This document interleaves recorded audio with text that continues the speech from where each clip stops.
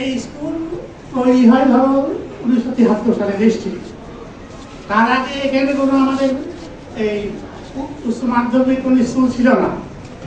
আমাদের এখানকার যত মা বোন মহিলা মা বোন বা আমার যারা ছিল বা ছেলেরা আমরা তোমার গাড়ি এমএন হাই স্কুল, তখন যে হাই স্কুল হয়নি, না হয় কয়া, না কুষ্টিয়া।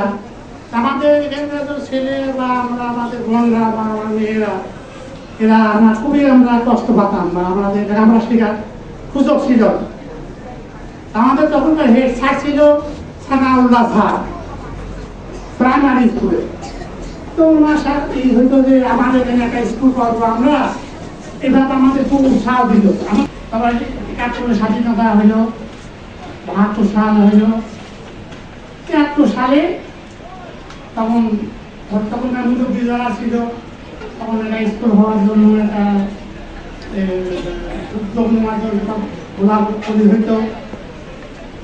এই ধরো তখন ওই বিচার সালিশ হইতো, বিচার সালিশ দিয়ে অনেক টাকা পয়সা জরিমানা হতো, তখন থানা পুলিশ হইতো না।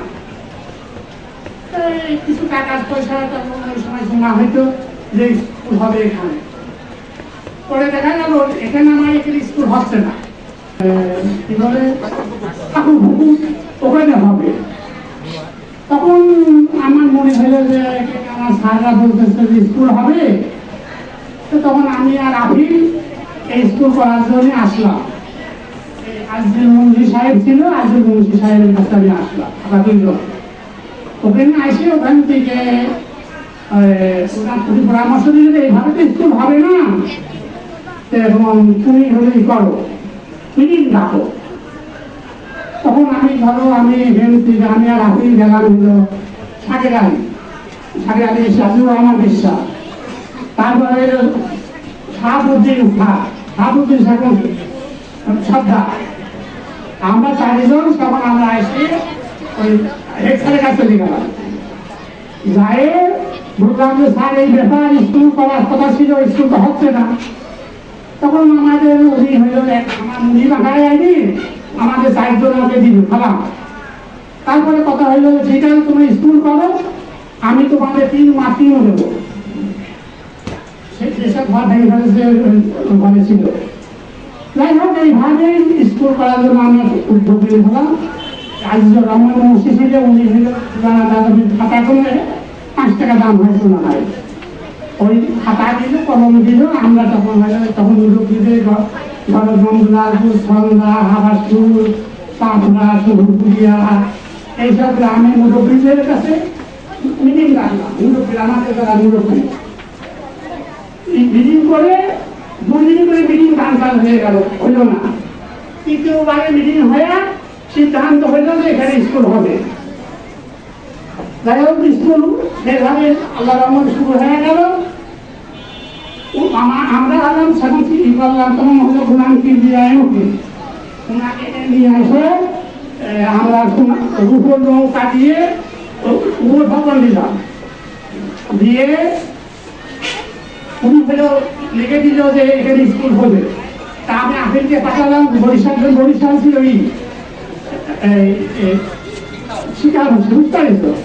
ওখানে গেল, আমরা বললাম 1 নম্বর স্কুল হবো। আমরা তার আগে একটা স্কুল এসেছি, আমরা কিন্তু স্কুল 2 নম্বর স্কুল মনে রাখলাম। গর্ব আমাদের বাংলাদেশে আমরা 2 নম্বর স্কুল, এই সুলতানগঞ্জ আধুনিক স্কুল। স্কুল হওয়ার সময় এই হলো যে ধরো ওইখানে স্কুল সুলতান মজাই নাম হচ্ছে নবলালপুর, কথাটা বুঝতে পারছি একটু। তখন হইল বলে স্কুলের নাম হবে কি, তাই বলে যেটার নাম হয় সেটাই হোক। তখন এই 2 গ্রামের নাম দিয়ে স্কুল হইল। আরো ছিল লোক ছিল, শামসুল্লাহ ছিল, সানা হালদা ছিল, এরকম ধরো আরো আমাদের যারা ছিলাম, আমরা স্বাধীনতা সংগ্রামী সভাপতি যারা ছিলাম, অনেক মানুষ ছিলাম আমরা। এই দেশের যত মানুষ ধরো গরিব মহৎ নাই, 1 টাকা 2 টাকা 5 টাকা 10 টাকা চাল ধান 450 বাঁশ ছিল, 450 বাঁশটা ছিলাম আমরা। এইভাবে বাবা সকল স্কুল হয়ে দিয়ে গেছি তোমাদের, তোমরা পড়াশোনা করো খুব ভদ্রভাবে, মন মানসিকতার উৎপত্তি থাকবা, কথাটা বুঝতে হবে, ভুলো বেড়াবা যে আমরা স্বাধীন বাংলাদেশের নাগরিক, আমাদের স্কুল 2 নম্বরের স্কুল, আমরা সভ্য নাগরিক, ঠিক না? আমাদের মেজর দায়িত্ব, আমরা গেলাম সেই সত্যি রাজপুত্রের মতো চেহারা আমাদের, দেখে এরকম বসে রয়েছি খুশি থাকবে শিক্ষায় হয়তো জাতির মেরুদণ্ড মেলো সে করছে। আমরা কৃষি সাহেবেরা গেলাম 6টা কিল দিল, যে ভাই হলা দিল হইল ওই স্কুল হইলে 9টা কিল স্কুল ছিল, তাহলে বলতো 450 বাস দিয়ে বাঁশেরই খুঁজো, বাঁশেরই বেড়া, বাঁশেরই সব, কত কষ্ট। ওই এইসব গ্রামের থেকে সব আদায় করে নিয়ে আসা। এভাবেই সুন্দর নন্দালারপুর মাধ্যমিক বিদ্যালয় গড়ে উঠেছিল, বলছিলেন মহিরুদ্দিন বিশ্বাস। বন্ধুরা, আত্মকহন এটি আমাদের জন্য খুবই জরুরি ছিল। ইতিহাস, জীবন্ত ইতিহাস আমরা শুনলাম।